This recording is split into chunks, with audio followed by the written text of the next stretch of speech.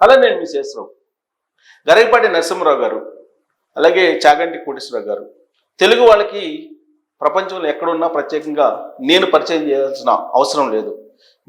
సహస్రావధాని గరికపాటి నరసింహరావు గారు, చాగంటి కోటేశ్వరరావు గారు ప్రవచనాలు విననటువంటి వాళ్ళు దాదాపుగా తెలుగు వాళ్ళు ఉండకపోవచ్చు. గరికపాటి నరసింహరావు గారిని యూత్ ఫాలో అవుతూ ఉంటారు. ఆయన చెప్పేటువంటి ప్రవచనాలు ఒక రకంగా విప్లవంలాగా ఉంటాయి, విప్లవ బోధనలాగా అనిపిస్తాయి. దాంట్లోనే చాలా అర్థం, పరమార్థం, అలాగే మూఢనమ్మకాలని తొలగించేలాగా, మూఢనమ్మకాలని నమ్మకూడదు అనేలాగా ఆయన ఒక రకంగా ఆధ్యాత్మిక కౌన్సిలర్ అనుకోవచ్చు. ఆయన ప్రస్తుతం ఉన్నటువంటి యూత్కి చాలా అర్థవంతమైనటువంటి ప్రవచనాలు చెప్తూ ఉంటాడు నరసింహరావు గారు. ఇప్పుడున్నటువంటి యువతరానికి ఒక పెద్ద ఆధ్యాత్మిక కౌన్సిలర్ అనుకోవచ్చు. ఇక చాగంటి కోటేశ్వరరావు గారు ప్రస్తుతం ఆంధ్రప్రదేశ్ ప్రభుత్వం యొక్క సలహాదారుగా ఉన్నారు. ఆయన స్కూల్స్లో నైతిక విలువలు పెంచి ఏ విధంగా వచ్చే తరానికి మంచి పౌరులు అందించాలనేటువంటి కార్యక్రమంలో ఉన్నారు ఆయన. సరే, వీళ్ళిద్దరి గురించి ఎందుకు నేను ఎందుకు చెప్తున్నానంటే, వీళ్ళిద్దరు ఇచ్చేటువంటి ప్రవచనాలు, దానికి ఆధారాలు కూడా చెప్తూ ఉంటారు. ప్రవచనంతో పాటు అది ఎక్కడ చెప్పారు, ఏ గ్రంథంలో చెప్పారు, ఏ పురాణంలో చెప్పారు, అవి కూడా చెప్తూ ఉంటారు, కోట్ చేస్తూ ఉంటారు. కానీ ఈ ఆధ్యాత్మికవేత్తలు చెప్పేటువంటి ప్రవచనాల్లో మానవ జన్మ అనేది ఒక అద్భుతం. ప్రకృతిలో మిగిలినటువంటి జన్మల కంటే, మిగిలినటువంటి ఉపాధుల కంటే మానవ జన్మ అనేది ఒక అద్భుతమైనటువంటి జన్మ అని చెప్పి చెప్తూ ఉంటారు. ఎందుకు అని అంటే, మనిషి మాట్లాడగలరు, మనిషి మిగిలినటువంటి వాటిని నియంత్రించగలరు. ఇలాంటి జ్ఞానం ఒక మనిషికే ఉంది అని చెప్పి చెప్తూ ఉంటారు. వాళ్ళు చెప్పేటువంటి ఈ ప్రవచనం పర్టికులర్గా ఈ అభిప్రాయం దగ్గర సైన్స్ వ్యతిరేకిస్తుంది. వాళ్ళేంటి, మనుషులకి మాత్రమే మాట్లాడగలరు, ఇంకా ఏ ప్రకృతిలో ఉండేటువంటి జీవులు మాట్లాడలేవు, ఒక్క మానవులు మాత్రమే మాట్లాడగలరు, మనుషులు మాత్రమే మాట్లాడగలరు అని చెప్తూ ఉంటారు. అది తప్పు అని చెప్పి ఇప్పుడు సైన్స్ చెప్తోంది. చెట్లు మాట్లాడతాయి అని చెప్పి చెప్తూ ఉంది. అలాగే క్రిమి కీటకాలు వింటాయి అని చెప్పి చెప్తున్నారు. అంటే ఈ ప్రకృతిలో ప్రతిదానికి ఒక భాష ఉంది. ఆ భాష మనకి తెలియనంత మాత్రాన అవి మాట్లాడవు అనుకోవటం పొరపాటు అని సైన్స్ చెప్తోంది. చెట్లకు మాటలు రావు అనుకుంటున్నాం, బట్ మాటలు వచ్చు. ఆ చెట్లు మాట్లాడేటువంటి మాటల్ని కొన్ని రకాల క్రిమి కీటకాలు వింటాయని చెప్పి సైన్స్ చెప్తోంది. సపోజ్ మనం వేరే రాష్ట్రానికో వేరే దేశానికో వెళ్తాం, తెలుగేతర భాషను మనం వింటాం, ఆ భాష మనకు రాదు. అప్పుడు ఆ భాష రాదు కాబట్టి వాళ్ళకి మాటలు రావు అనుకోవాలా? మనకు వాళ్ళ భాష అర్థం కాదు. వాళ్ళ భాష అర్థం కానంత మాత్రాన వాళ్ళకి భాష రాదు అనుకోవడానికి లేదు. అలాగే చెట్లు మాట్లాడుకుంటాయి, చేవలు మాట్లాడుకుంటాయి, జంతువులు మాట్లాడుకుంటాయి, అన్ని రకాల జంతువులు మాట్లాడుకుంటాయి, పక్షులు మాట్లాడుకుంటాయి. వాటి భాష మనకు అర్థం కాదు, వాటికి అర్థమవుతాయి. మీరు చేవలను చూస్తే ప్రకృతిలో ఒక వరుస క్రమంలో వెళ్తూ ఉంటాయి. మరి వరుస క్రమంలో వెళ్ళమని ఎవరు చెప్పారు? ఒక దగ్గర ఒక స్వీట్ పెడితే ఆ స్వీట్ దగ్గరికి అన్ని చీమలు వస్తాయి. మరి ఎలా వస్తాయి? ఒక చీమకు తెలిస్తే మిగతాయి కూడా చెప్తాయి కాబట్టి వస్తాయి, లేకపోతే సాధ్యం కాదు కదా. ఎలా వస్తాయి? ప్రకృతిలో ఉండేటువంటి రహస్యం, ఆ రహస్యాలు ఏంటి అనేది పూర్తి స్థాయిలో ఎవరికి తెలియదు. తెలిసినంత వరకే పుస్తకాల్లో రాస్తారు, గ్రంథాల్లో రాస్తారు, వేదాల్లో రాస్తారు, పురాణాల్లో రాస్తారు. తెలియనటువంటి విషయాన్ని ఎవరు రాయలేరు.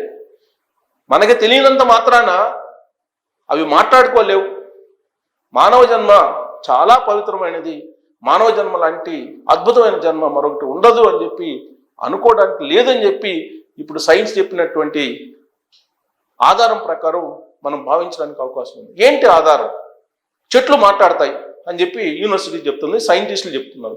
ఏ యూనివర్సిటీ చెప్తుంది, ఏ సైంటిస్టులు చెప్తున్నారు అనే దాని మీద ఒక రిపోర్టు నన్ను ఆకర్షించింది. ఆ రిపోర్ట్ చదివిన తర్వాత మీ ముందుంచేటువంటి ప్రయత్నం చేయాలని నాకు అనిపించింది. అందుకే నేను ఆ రిపోర్ట్ని మీకు చదివి వినిపిస్తాను. ఇది రిపోర్ట్. మొక్కల మాటలు కీటకాలకు అర్థం అవుతాయి. మొక్కల మాటలు కీటకానికి అర్థం అవుతాయి అంటే మొక్కలు మాట్లాడతాయి. కీటకాలకు అర్థం అవుతాయి అంటే కీటకాలు కూడా అర్థం చేసుకోగలవు మొక్కల మాటలను. అంటే కీటకాలకు కూడా వచ్చు, వినికిడి శక్తి ఉంది, అవి కూడా జ్ఞానం కలిగినటువంటివి. మొక్కలు కూడా మాట్లాడుకుంటాయి. అసలు ఇంతెందుకండి, మొక్కలు మన చెట్లు కొట్టేటప్పుడు చెట్టుకు నీరు కారుతుంది. ఎక్కడి నుంచి కారుతుంది అంటే దాని బాధను వ్యక్తం చేస్తుంది అని చెప్పి అనుకోవాలి. మనకు అర్థం కాదు అదంతా, కానీ ప్రకృతిలో అదొక పెద్ద రహస్యం. మనకు సైంటిస్టులు ఎవరో రీసెర్చ్ చేసి చెప్తే తప్ప అది మనకు అర్థం కాదు. మనకు అర్థం కానంత మాత్రాన అవి మనకి మాట్లాడవు. మన జన్మే అద్భుతం, వాటి జన్మ అద్భుతం కాదు అని చెప్పి అనుకుంటాం. కానీ అది తప్పు అని చెప్పి సైన్స్ చెప్తుంది. ఏది? టెల్ అవీవ్ యూనివర్సిటీ పరిశోధకులు, సైంటిస్టులు, టెల్ అవీవ్ యూనివర్సిటీ అనేది వాడు ఆ యూనివర్సిటీకి సంబంధించిన సైంటిస్టులు చెప్పారనమాట. ఆడ చెమటలపై ప్రయోగాల ద్వారా ఆవిష్కరించారు. చెమటలు అంటారు, చిన్న చిన్నవి మనకు తిరుగుతుంటాయి చెమటలని, వాటిని చెదల మీద అట్లా తిరుగుతుంటాయి చెమటలు. ఆ వాటి మీద, ఆడ చెమటల మీద వాళ్ళు రీసెర్చ్ చేసి ఏం చెప్పారు? ప్రకృతిలోని ధ్వని సమాచార వ్యవస్థల అధ్యయనంలో కొత్త పరిణామం. ప్రకృతిలో అనేక రకాల ధ్వనులు ఉంటాయి, వాటికి ఫ్రీక్వెన్సీ ఉంటుంది. ఆ ఫ్రీక్వెన్సీని రీచ్ అయితే కనుక మనకి అర్థమవుతుంది. ఇప్పుడు మనం మొబైల్ ద్వారా మనం ఇంకొక ఎక్కడో వేరే దేశానికి మాట్లాడుతున్నాం, అవన్నీ కూడా ఫ్రీక్వెన్సీ ద్వారా, అంటే ప్రకృతిలో ఉండేటువంటి ధ్వనిని కన్వర్ట్ చేసి మాట్లాడుతున్నాం అనమాట. సో అలాగే ప్రకృతిలోని ధ్వని సమాచార వ్యవస్థల అధ్యయనంలో కొత్త పరిణామం ఇది. మొక్కల మాటలను కీటకాలు అర్థం చేసుకోగలవని ఓ తాజా పరిశోధన వెల్లడించింది. ప్రకృతిలో ఉన్న ధ్వనిపరమైనటువంటి సమాచార వ్యవస్థల అధ్యయనంలో ఇది ఒక కొత్త పరిణామం. ఇజ్రాయిల్లోని టెల్ అవీవ్ యూనివర్సిటీకి చెందిన శాస్త్రవేత్తలు ఈ పరిశోధన జరిపారు. దీంట్లో భాగంగా ఆడ చెమటల మీద వారు కొన్ని ప్రయోగాలు జరిపారు. సాధారణంగా ఆడ చెమటలు తమ గుడ్లను టమాటో మొక్కల మీద పొదుగుతూ ఉంటాయి. గుడ్ల నుంచి బయటకు వచ్చే లార్వాలకు అవసరమైనటువంటి ఆహారం కోసం అవి ఆ పని చేస్తూ ఉంటాయి. అయితే ఆరోగ్యవంతమైన టమాటో గుర్తించడానికి ఆడ చెమటలు ధ్వని తరంగాల మీద ఆధారపడుతుంటాయి. నీళ్లు లేక అలవటించే టమాటో మొక్కలు తమ పరిస్థితిని ఆల్ట్రాసోనిక్ సంకేతాల ద్వారా తెలుపుతుంటాయంట. ఆల్ట్రాసోనిక్ సంకేతాలు. ఈ సంకేతాలను అర్థం చేసుకోవడం ద్వారా ఆడ చెమటలు నీళ్లు లేకుండా ఎండిపోతున్న వాటి మీద కాకుండా ఆరోగ్యంగా ఉన్న టమాటో మొక్క మీద తమ గుడ్లను పొదుగుతాయని టెల్ అవీవ్ యూనివర్సిటీ పరిశోధకులు జరిగిన ప్రయోగాల ద్వారా తెలిసింది. ఈ పరిశోధనకు సారథ్యం వహించిన ప్రొఫెసర్ రియా సెల్ట్జర్, ప్రొఫెసర్ గూజర్ ఎషల్ ఒక ప్రకటన విడుదల చేస్తూ మొక్కలకు కీటకాలకు మధ్య ధ్వనిపరమైన కమ్యూనికేషన్ ఉంటుందని తొలిసారిగా రుజువైందన్నారు. వ్యవసాయం, కీటక నియంత్రణ, పంటల నాణ్యత తదితర రంగాల్లో ఈ పరిశోధన ఉపయోగపడవచ్చని భావిస్తున్నారు. సో కాబట్టి మొక్కలు మాట్లాడుకుంటాయి, ఆ మాటలను కీటకాలు వింటాయి అని తేల్చారు. సో పక్షులు కూడా మాట్లాడుకుంటాయి.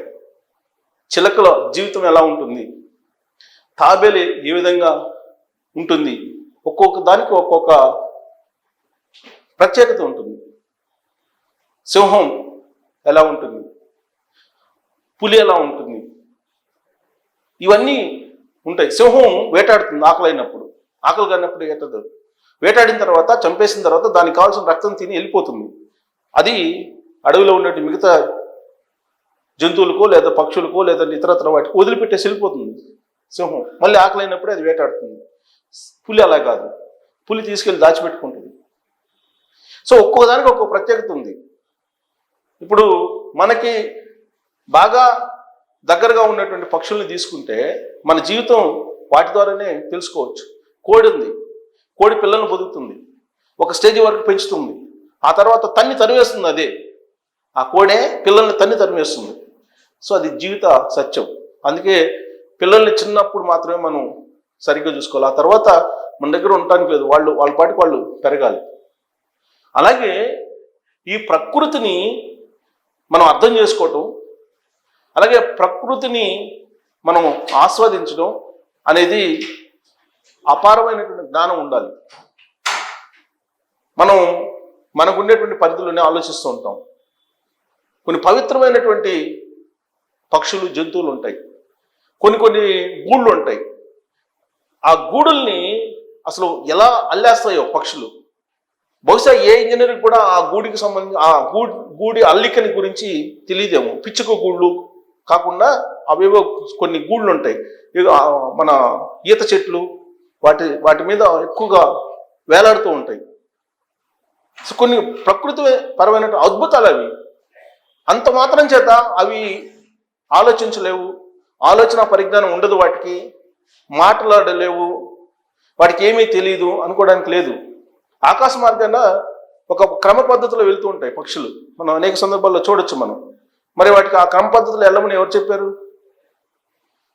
వాటి పట్ల వాటికి ఒకదానికి పరస్పరం మాట్లాడుకోకుండా అది సాధ్యమా? సో కాబట్టి మనకి తెలియనటువంటి ఎన్నో విషయాలు ఉన్నాయి.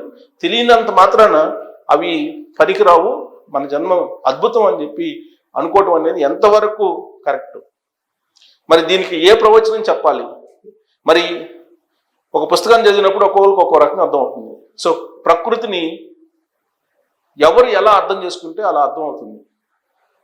సో కాబట్టి పక్షులకి జంతువులకి మాటలు రావు, మనకే వచ్చు, అందుకని మనం గొప్ప అనుకోవటంలో అర్థం లేదని చెప్పి ఇప్పుడు ఇజ్రాయెల్ యూనివర్సిటీ చెప్తుంది. మరి దీని మీద మీ కామెంట్ చేయొచ్చు. Thank you.